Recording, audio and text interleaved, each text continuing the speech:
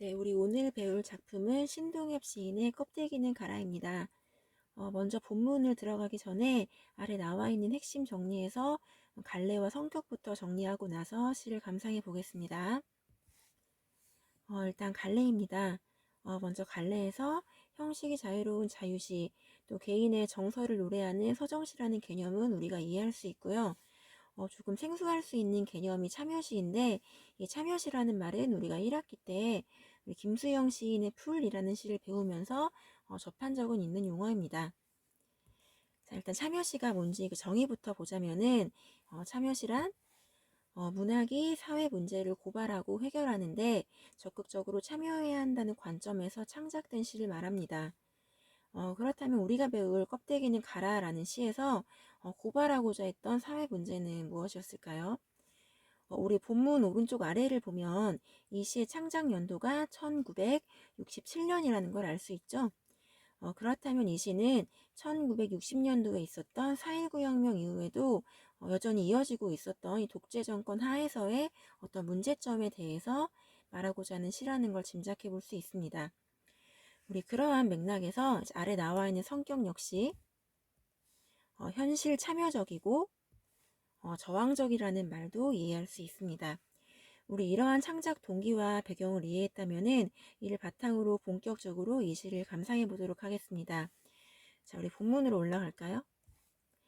네, 본문의 1년입니다. 껍데기는 가라. 4월도 알맹이만 남고 껍데기는 가라.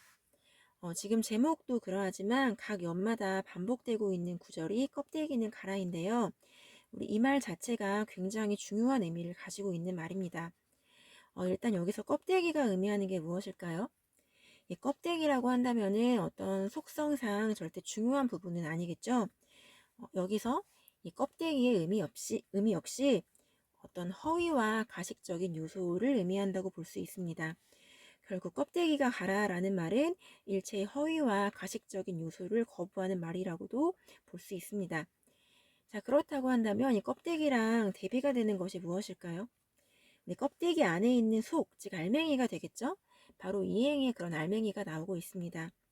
4월도 알맹이만 남고 껍데기는 가라라고 다시 한번 반복하면서 강조하고 있는데요.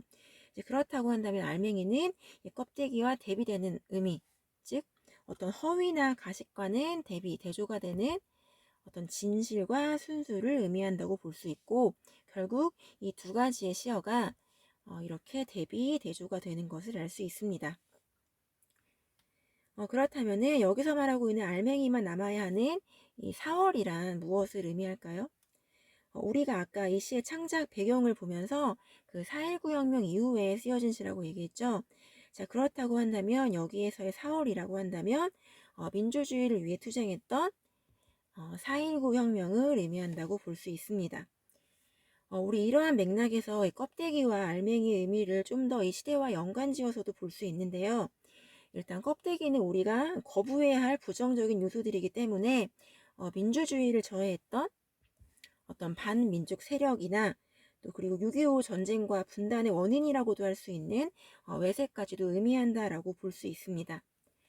반면에 알맹이는 우리가 지키고 가져야 할 것들, 즉 민주주의와 나라를 위해 싸웠던 어떤 민중과 민족 정신을 의미한다고 할 수 있습니다. 우리 이를 바탕으로 1년의 내용을 정리해 보자면은 네, 독재 정권에 항거한 4.19 혁명의 순수한 정신을 강조하는 그런 내용이 나와 있습니다. 우리 잠깐만 좀 필기할 시간 갖고 나서 이연으로 가겠습니다.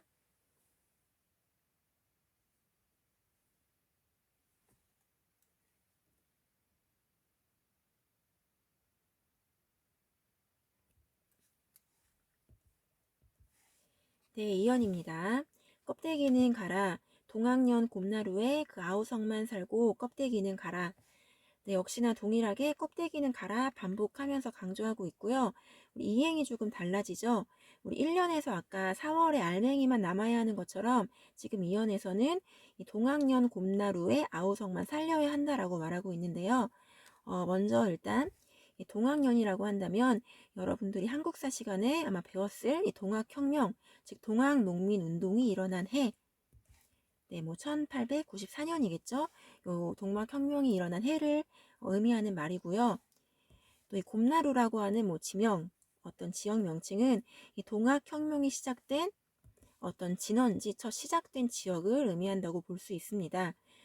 결국 이 동학년 곰나루의 아우성이라고 한다면, 자, 이 아우성의 의미는 나라를 위해 싸웠던 농민들의 순수한 정신, 즉, 이 동학혁명의 순수한 정신을 말하는 것이라고 뭐 정리해 볼 수 있습니다. 자, 우리 이연의 내용도 정리하자면은 1년과 거의 유사한 맥락이라는 걸 알 수 있어요. 이렇게 정리할 수 있는데, 일체의 부정적인 요소, 즉 껍데기는 거부하고 우리가 남겨야 할 것들, 여기서는 이제 외세에 맞서서 이 민중이 주체가 된 동학혁명의 이 순수한 정신을 강조하고 있습니다. 네, 마찬가지로 잠깐만 필기할 시간 갖고 3년으로 가겠습니다.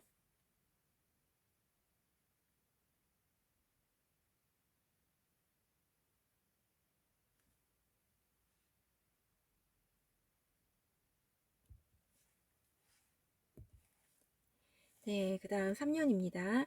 그리하여 다시 껍데기는 가라.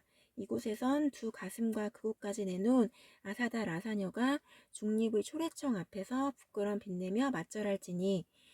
자, 일단 여기서 말하는 이곳이란 우리나라, 즉 한반도를 의미한다고 볼 수 있습니다. 이곳에서 두 가슴과 그곳까지 내놓은, 즉 가리고 있는 것이 아무것도 없다는 말이겠죠.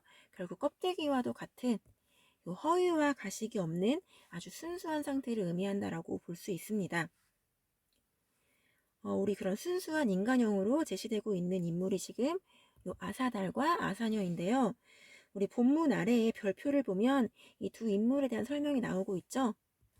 자, 이 설명 잠깐만 같이 본 다음에 이어서 설명하겠습니다. 이 아사달과 아사녀는 석가탑 창건 설화에 나오는 두 주인공으로, 이 아사달이 신라의 석가탑을 만들 때 참여한 백제의 석공 기술자였다고 해요. 그래서 둘이 원래는 부부였지만 헤어져 살다가 비극적인 결말을 맞이했는데, 이러한 점에서 분단되어 있는 우리나라의 남과 북의 모습을 투영했다고 해석하기도 합니다. 결과적으로 이 아사달과 아사녀는 그래서 이 어떤 순수한 우리 민족의 모습을 상징하는 시어라고 볼 수 있습니다. 자, 이 아사달과 아사녀가 중립의 초래청 앞에 서서 부끄러움을 빛내면서 맞절할지니, 자, 일단 여기서 초래청이라고 하는 어떤 말의 의미는 쉽게 말하면은 결혼식을 올리는 장소예요. 여기서 맞절을 한다라는 건, 이 마지막에 있는 맞절은 결국 부부가 된다는 걸 의미하니까, 이걸 좀 상징적으로 보자면은 이 맞절은 이 남과 북의 통일과 화합을 의미한다라고 볼 수 있습니다. 우리 이러한 맥락에서 다시 위로 올라가서 이 초래청을 보니까 이렇게 중립의 초래청이라고 되어 있는 거 볼 수 있죠. 이 중립이라고 하는 건 이쪽 편도 저쪽 편도 아닌 이 중간을 의미하는 거니까, 이 중립의 초래청이라고 하는 공간 자체는 결국 어떤 이념적인 갈등을 초월한 민족 화해의 장소라고도 볼 수 있습니다. 우리 이러한 내용을 바탕으로 3년 역시 정리해 보겠습니다. 네, 3년, 이 우리 민족의 순수함, 이 아사달과 아사녀로 제시되어 있었죠. 이 우리 민족의 순수함을 강조하면서 이 이념을 초월한 이 통일의 소망을 이야기하고 있는 그런 연이라고 정리할 수 있습니다. 네, 역시나 조금 정리할 시간 갖고 나서 마지막 사연으로 넘어가겠습니다.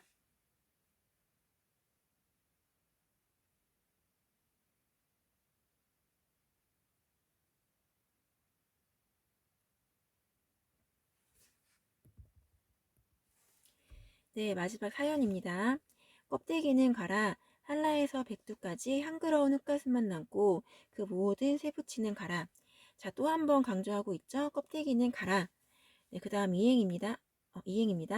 네, 한라에서 백두까지 우리가 알고 있는 그 한라산과 백두산을 의미해요. 결국 이 말은 우리 조국 전체, 즉 한반도 전체를 의미하는 말이고, 이를 좀 더 확장적으로 보자면은 이 민족 분단의 현실을 극복하고자 하는 의지를 담아서 우리나라를 남한만이 아닌 이 한반도 전체로 지칭한 것이라고 볼 수 있습니다. 네, 이어서 보겠습니다. 우리 그러한 한반도에서 이 향그러운 흙가슴만 남고 그 모든 세부치는 가라라고 말하고 있는데요. 우리 앞에서 정리했던 시어와 연결되지 않나요? 남아야 할 것은 알맹이, 가우성이었고 우리 버려야 할 것이 껍데기였죠. 네, 그렇다고 한다면 이 향그러운 흙가슴은 아마 알맹이에 대응될 것이고 이 새부치는 껍데기에 대응이 되겠죠. 우리 그러한 맥락에서 일단 이 향그러운 흙가슴은 이 알맹이의 상징과 뭐 거의 유사합니다. 뭘 의미할까요? 네, 뭐 순수, 이 순결, 뭐 진실 등을 의미하고 이 새부치는 부정적인 세력들 이렇게 일단 정리할 수 있고 더 나아가서 이 쇠붙이라는 점에서 뭔가 무기가 연상되고 있죠. 어떤 무력이나 어떤 외세까지도 의미한다라고 볼 수 있습니다. 우리 이를 바탕으로 마지막 사연 내용 정리해 보겠습니다. 자, 사연의 내용입니다. 순수의 옹호. 여기서는 그 순수가 향기로운 흙가슴이었겠죠. 이 순수를 옹호하고 이 쇠붙이로 상징되고 있는 부정한 권력을 거부하고 있는 내용이라고 네, 정리할 수 있습니다. 자, 이제 감상한 내용을 토대로 학습지의 나머지 내용들 살펴보겠습니다. 네, 먼저 핵심 정리의 주제로 가겠습니다. 첫 번째, 진정하고 순수한 민족의 삶을 추구하는 주제의식을 일단 알아볼 수 있고요. 네, 두 번째, 이 순수한 삶이 보장되는 이 민주사회에 대한 열망이 뭐 두 번째 주제의식이라고 정리할 수 있습니다. 네, 그 다음 특징입니다. 네, 동그라미 1번. 껍데기는 가라라고 하는 이 단호한 표현이 반복적으로 등장하고 있었죠. 네, 빈칸. 직설적인 표현으로 이 부정적인 인식을 표현하고 있다. 이렇게 정리할 수 있고요. 네, 동그라미 2번. 반복적인 표현과 우리 껍데기와 알맹이의 이 대조적인 시어의 사용을 통해 주제를 강조하고 있다. 네, 내용 이해할 수 있겠죠? 네, 넘어가겠습니다.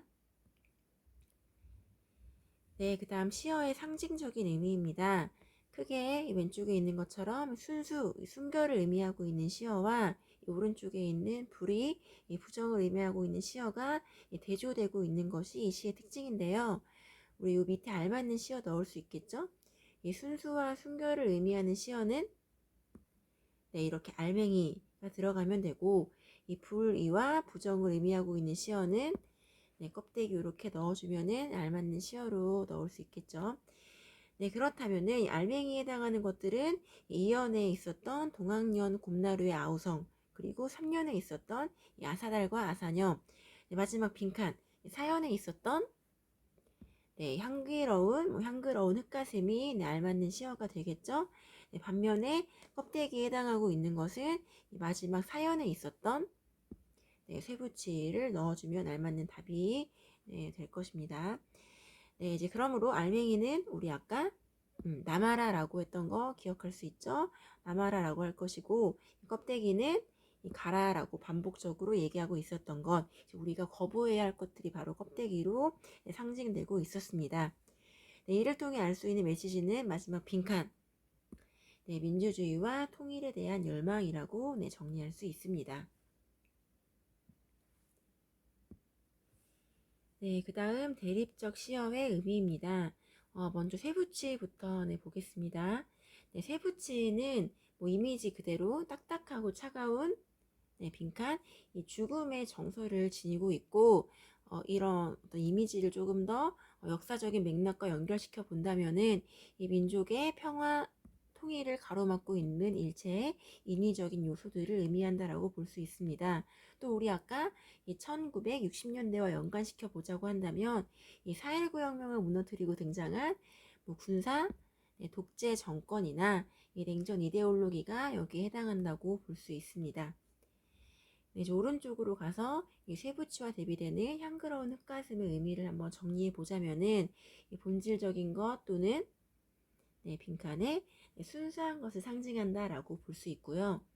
네, 인류의 평화와 순결 등 따뜻한 휴머니즘의 정서를 지닌다. 휴머니즘이라고 하는 것은 뭐 인간을 옹호하고 뭐 인간을 존중하는 그런 정신을 말하는 거겠죠. 네, 이러한 의미를 가지고 있다고 볼 수 있고 네, 마지막에 있는 것처럼 한반도의 평화 통일을 가능하게 하는 요소로서 네, 쓰이고 있는 시어라는 거 정리할 수 있습니다.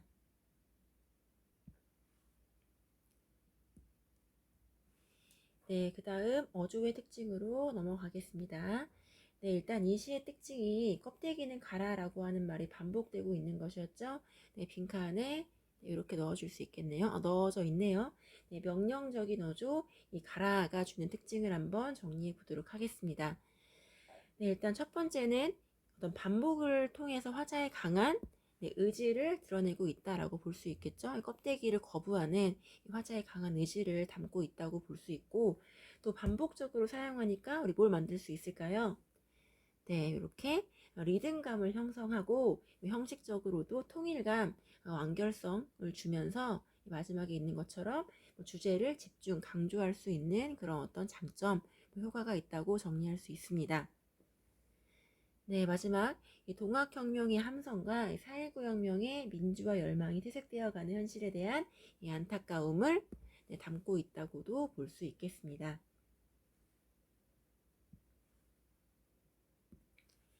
네, 마지막으로 시의 이해와 감상 이 빈칸 채우면서 같이 읽으면서 이 시에 대한 이해를 마무리하도록 하겠습니다. 네, 이 시는 역사적 사건들 속에서 이 껍데기로 상징되는 허위, 가식과 이 거칠애는 사라지고 이 순수한 마음과 순결함, 즉 알맹이만 남아있기를 바라는 간절한 마음을 직설적으로 담고 있는 작품입니다.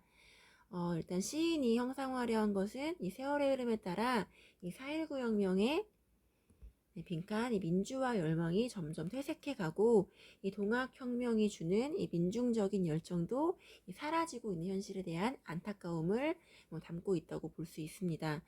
또 아울러서 이 부끄러움도 아름다울 수 있었던 이 원시 본연의 마음의 회복과 또 그 같은 삶을 추구하는 순수성을 억압하고 탄압하는 현실에 대한 거부의 어떤 의미도 담고 있다라고 확인해 볼 수 있고요.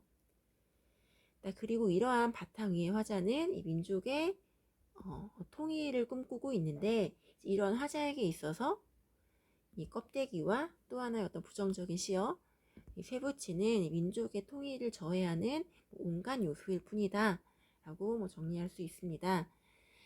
네, 즉 이 시는 이데올로기의 대립이 첨예하던 냉전 시절에 어떤 대립과 갈등을 초월해서 민족주의적 관점에서 우리 민족의 나아갈 길을 밝히고 있는 선구자적인 작품이다라고 정리할 수 있습니다. 네, 여기까지 신동엽의 껍데기는 가라 수업 마치겠습니다.